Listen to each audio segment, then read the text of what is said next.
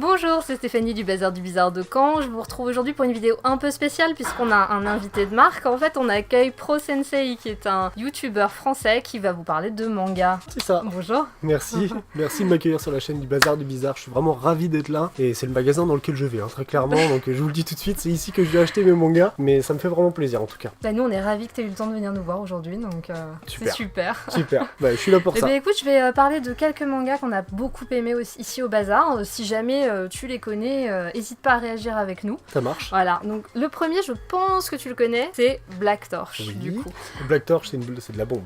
Clairement, on est super bien, c'est super bien. C'est un graphisme de ouf. Donc Black Torch, c'est, vous le savez peut-être un petit peu, je suis pas très shonen à la base. C'est pas le style que je préfère, je vais plus facilement vers du seinen. Mais Black Torch, c'est un petit shonen qui m'avait mis une claque lors de la sortie du premier tome l'année dernière. Petite série, finie en 5, vous vous engagez pas sur un grand truc. Et au niveau de l'histoire, vous aimez les ninjas, vous aimez l'action, vous aimez les démons japonais, foncez, c'est pour vous. Je vous montre. C'est exactement ça. Tu vois, c'est on est exactement d'accord. ça. Alors, moi, il y a plusieurs choses par rapport à Black Torch que j'ai adoré. C'est déjà l'univers effectivement ninja. Le fait justement que ça aborde également un peu tout ce qui est mythologie japonaise. Je trouve que c'est bien fait au niveau des graphismes. Vraiment, on prend une claque. De toute façon, les scènes de bataille sont fantastiques. C'est un truc de fou. Il y a une patte artistique qui, au niveau du dessin qui est exceptionnelle. Et également, il y a un truc qui est dommage, c'est que malheureusement, vu que Black Torch n'a pas fonctionné, il a dû écourter son histoire au 5e tome. C'est dommage, parce qu'encore une fois, s'il avait été plus mis en avant, je pense que c'est quelque chose vraiment qui aurait cartonné, mais vraiment. Moi, j'ai été saisi direct par l'histoire. Le personnage, c'est vachement attachant. En même temps, on prend vraiment une claque au niveau des combats et tout. Franchement, il y a du rebondissement, c'est génial. Ce qui est intéressant, c'est que tout n'est pas ni blanc ni noir en fait. Pas les méchants démons japonais d'un côté et les gentils ninjas. La frontière entre le bien et le mal est assez floue pour le coup et permet au lecteur de se faire son propre avis. Effectivement, c'est un peu classique.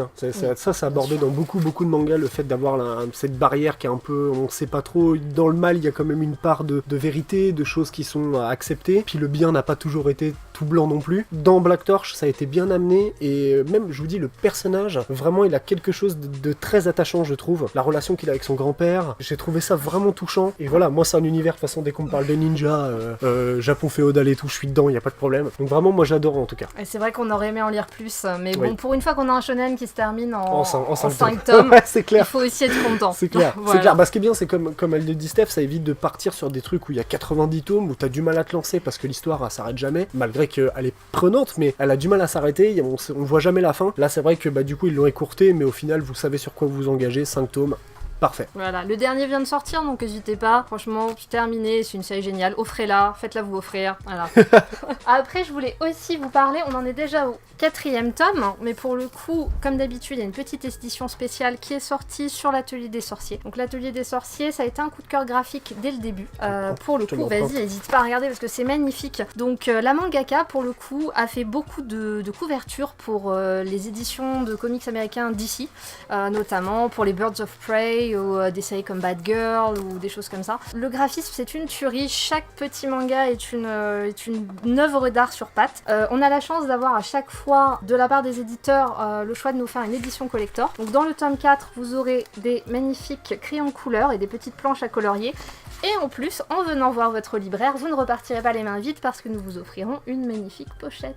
Ah, c'est sympa. Elle est super. C'est sympa. Alors moi, clairement, l'Atelier des Sorciers, c'est pas quelque chose que moi-même je lis en tant que lecteur. J'en ai entendu parler de nom, forcément, parce que quand on suit l'actualité sur YouTube, Internet, les réseaux sociaux, peu importe, j'ai déjà vu les couvertures passer de l'Atelier des Sorciers. Après, moi, je lis déjà beaucoup de choses en même temps, donc on va dire pour quelqu'un qui mange les livres, c'est jamais assez. Il y a toujours plus de livres, en fait, finalement, à lire. Mais c'est vrai que moi, je lis déjà pas mal de choses en même temps, mais j'en ai entendu parler, pourquoi pas s'y mettre. Bien sûr. Ça peut être une découverte. Le fait justement de venir en magasin, ça permet d'avoir cet avis-là, d'apprendre à connaître une œuvre qu'on n'aurait peut-être pas pris au premier abord. Donc oui, il faut jamais hésiter à parler à son libraire parce que du coup nous on lit tout pour pouvoir vous donner notre conseil sur les lectures quand vous hésitez un petit peu parce que bon des fois on n'a pas le porte-monnaie pour tout acheter. C'est vrai, et ça voilà, je confirme. Et donc du coup il faut demander à son libraire, mais entre les deux lequel je prends, et nous on est là pour ça. Donc du coup c'est un shonen pour le coup. Si vous avez aimé par exemple des titres comme The Ancient Minus Bride, des titres un peu avec de la fantasy mais avec une profondeur quand même,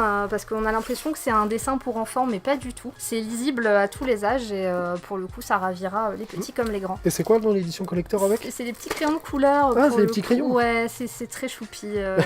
C'est très choupi. Oui, non, mais c'est marrant comme petite expression.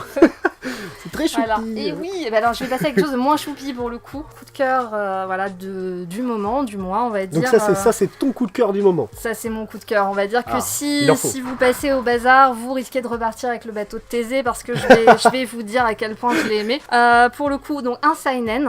Si vous connaissez la série Erased, ça vous y fera forcément penser. Vous l'aurez peut-être vu sur Netflix d'ailleurs, parce que ça a été adapté en série. Le bateau de Thésée. Alors qu'est-ce que ça raconte très très rapidement? En fait, on va suivre ce personnage, donc du petit garçon qui est devenu adulte et qui n'a jamais connu son père, qui était un officier de police qui a été enfermé pour le meurtre d'une plus de vingtaine de personnes dans un petit village. D'accord, donc en fait au début de l'histoire on le voit petit. Non, on le voit adulte. On le voit adulte directement en fait. Directement, il a construit sa vie en tant que fils de quelqu'un qui a tué beaucoup de gens, donc mis au banc de la société au Japon. Parce qu'il faut savoir qu'au Japon... Donc ça se passe au Japon. Ça se passe au Japon, ouais. D'accord. Il est complètement mis au banc de la société, mais il a réussi à se construire une vie, il est marié, une femme, un enfant qui arrive, et malheureusement sa femme décède en mettant leur enfant au monde, un peu toute sa vie qui s'écroule, le beau papa qui veut récupérer l'enfant parce qu'il veut pas que sa petite fille soit élevée par un fils de criminel, et il découvre dans les affaires de sa femme un carnet, elle avait une théorie, son père n'était pas coupable. D'accord, donc en fait il y a un petit peu le fils qui va essayer de rattraper un peu les accusations qu'il y a eu sur son père et sa famille finalement. C'est ça, au début et à travers c'est son sa histoire, volonté, rencontrer son père et essayer de laver son nom, mais il y a un twist fantastique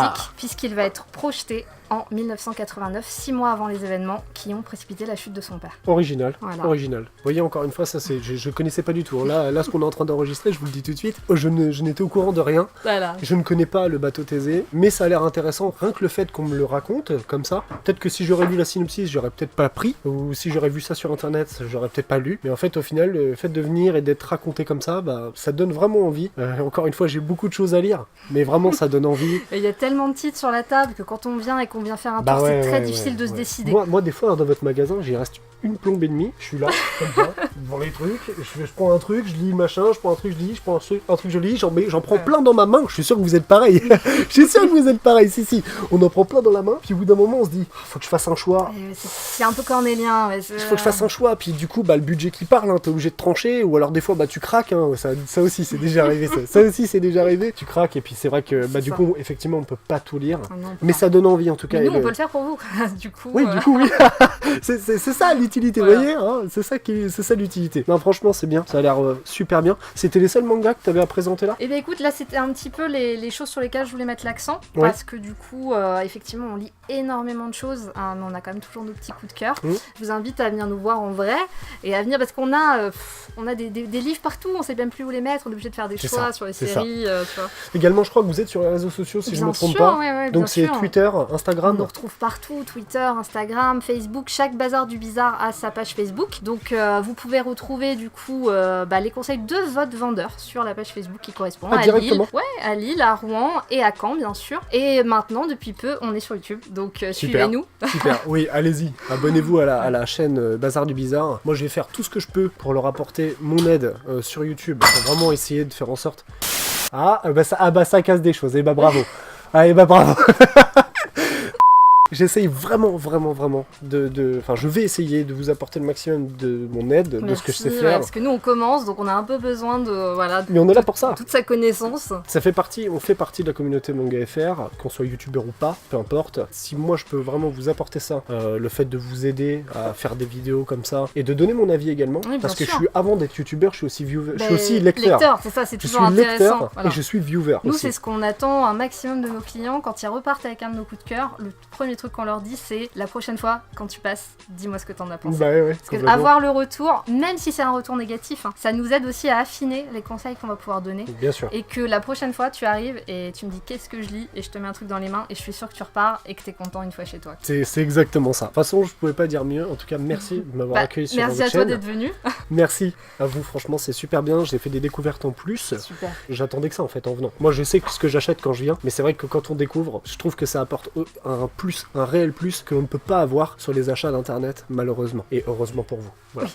Je sais que vous nous suivez, je sais que vous êtes derrière nous, je le vois tout le temps derrière les vidéos, les likes et tout ça. Je voulais vous dire merci aujourd'hui d'ailleurs, et puis à bientôt en magasin. Ouais, moi aussi, je vous remercie de m'avoir accueilli sur la chaîne. Je remercie Bazar du Bizarre. Abonnez-vous, suivez-les, et également, comme je le dis, sur les réseaux sociaux. Et j'espère revenir pour une prochaine vidéo, pourquoi pas. Et je vous dis, moi je vous dis à très bientôt. Ciao ciao. Salut.